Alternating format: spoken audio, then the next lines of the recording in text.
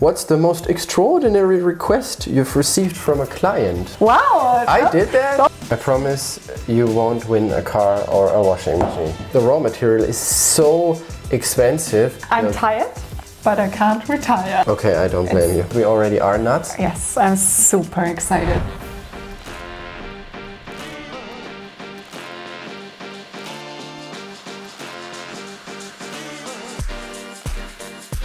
Hello and welcome to Kieser Design. Today we're going to do something a bit different because we are super busy finishing and producing our new limited edition watch, and we thought we'd just sit down, have a little Q&A session with you, answer some of the questions that you asked, that we get asked on fairs by journalists, simply tell you something that you want to know about us. We prepared a little bowl, or no, we did, but we were prepared a little bowl of questions, pull out of the bowl at random, and yeah, should we just dive right in, Carolin?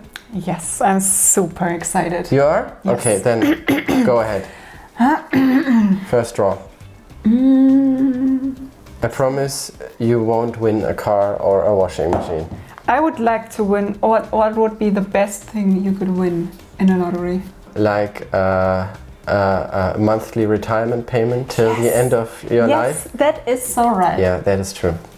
When I heard, but we are not at the age where we should retire. We have plenty of watches to I'm tired, but I can't retire. How can you not turn nuts working on all these tiny parts all day? Easy question. We can't turn nuts because we already are nuts. Yes. Yeah. That's it. Okay, next question.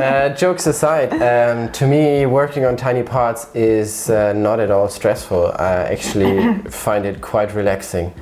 I do that when I have a calm environment. I sit down, maybe at the microscope or with a loupe, do the finishing of the parts, and it really calms me down. Sometimes it's awesome to just focus on that one detail. If you're a bit overwhelmed and if everything is a bit too stressful, it's nice to really calm everything down and just to work on that one edge. Yeah, that is or true. To work on that one surface. Yeah. And it's still very rewarding in the end. Yeah, yeah, I think, for example, when I prepare the indexes, sometimes I forget what I'm doing. Like sometimes there are just these tiny pieces of metal and I put on the surface and then I hand them over to you, and then it's like a mantra. It's like and then meditation. after a few days I see the finished watch and I'm like, wow! I did that. Those indexes look super cool. Yes. Yeah. Okay. So should I go ahead with the next question then? Yes. This one. This one looks good. Looks promising. Which one is that? Oh, what's the most extraordinary request you've received from a client?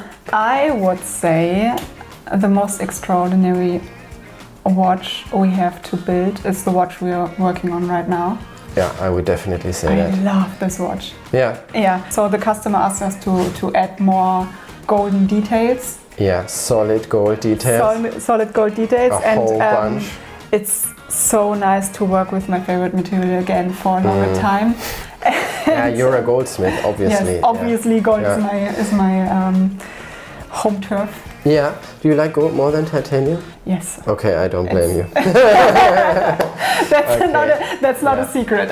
Titanium is tough to work with, and gold is just so nice. It's so rewarding. It's so friendly to my hands and to my tools, and it's just so nice. Okay, this watch must be heaven for you then. Yeah, to me it was actually very stressful because all these gold details just needed to be machined, and for most of them you just had one go because the raw material is so expensive that there is nothing that can go to waste. Yes. We collect all the dust actually, all the gold dust and the leftover materials, and it was really stressful. And gold has special properties. I mean, yeah, you're familiar with that. It's rather soft and hard to work with. For me, it's actually hard to work with, but for that watch, it is definitely worth it. Yes, it looks super cool. I mean, even I won't say the trash, but the remaining stuff we have here. Yeah. Sometimes I just hold it in my hands and looking at it, and the watch will look super, super cool. Yeah. We're almost done. And it combines DLC coated black surfaces, a super nice color, but we won't reveal that yet.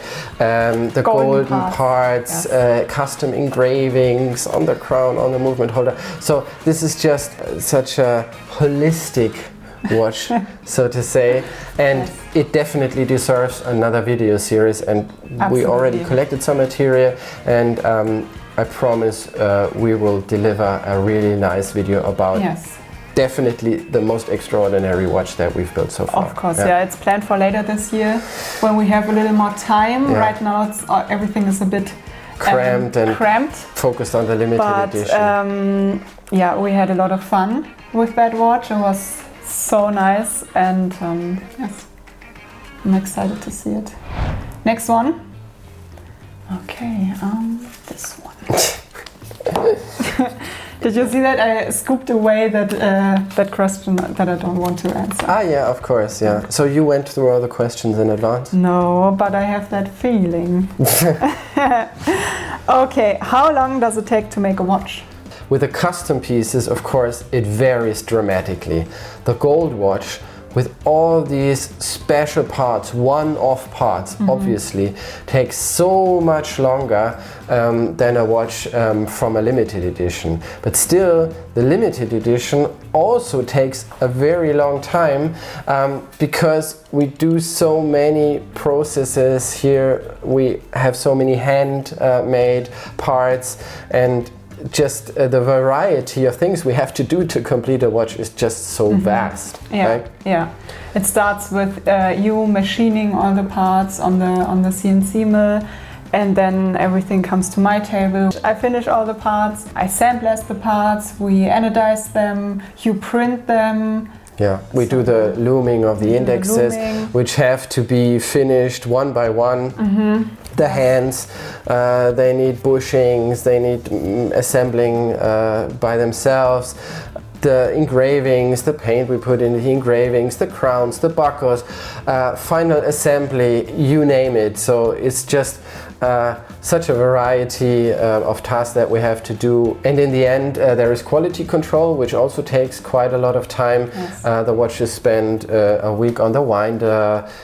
We test the water resistance and the timing properties. And yeah, so it's just a long journey that each watch takes, and we only make a very, very limited number of watches per year. Yeah, I think there's so many jobs here, and there's only the two of us to fill out all the...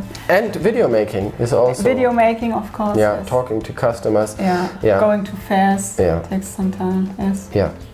So, I think we have time for one last question. We talked for a little while now. And I think we will do a second part with the rest. Yeah, okay. Choose your question wisely. All right, I take this one. You think this is the hard one? I think, I'm not in the mood for actually. Okay, let's see. Oh no, it's a philosophical one. Oh, that's great. Why did you decide to make mechanical watches in times of smartwatches? What? Oh man, that's a question. That's a good question. Yeah, but that kind of question is a question I get asked really often. Not as a goldsmith? Yes, as a goldsmith. Why? But with jewelry, because people tend to think that in modern times traditional made jewelry, where you sit on your workbench and do everything by hand, isn't worth it anymore. Ah, okay. And I discuss that question so often. It's like comparing a TV with a painting. Yeah, that's kind of true. I mean, those people asking that questions only think about the utility of the piece. By utility, I mean showing time. But that is not the essence, and I think you already gave a hint to the answer, or at least to what my answer would be. It's just the difference between a piece that has utility and art. Yes. Yeah, and our watches and all the love and all the passion that goes into it, all the handcrafting makes it a piece of art, something that stands on its own, something that's just worth enjoying. Without necessarily even having to have a utility. It does have a utility, it tells time, and it serves different purposes for different people, but it's just a display of art. And that's how I feel about mechanical timepieces. I think people would ask that who are not watch lovers. That is true. Because watch lovers with a passion would never ask that question. No. And I know a bunch of watch lovers who will wear a smartwatch on one wrist and a mechanical timepiece such as ours on the other wrist. It's not like wearing two watches, it's two different things. Exactly, that is true. Or maybe a fitness tracker and a mechanical piece on the other. We will do the rest of the questions in part 2. For now, thank you very much for watching. Thank you, Carolin, for answering all the questions. Thanks for having me. But she will stay here, don't worry. And if you don't want to miss out on anything, get behind the scenes and be informed about our latest releases, make sure to subscribe to the channel and follow us on Instagram, where we also show a lot of insights from the workshop. If you have any questions that you would like us to answer, write us or write it in the comments. And yeah, thank you very much and see you in the next one. Tschüss!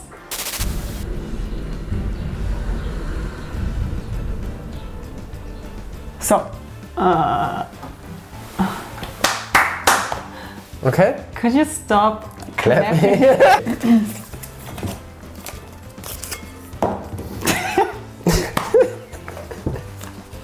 That was peak acting.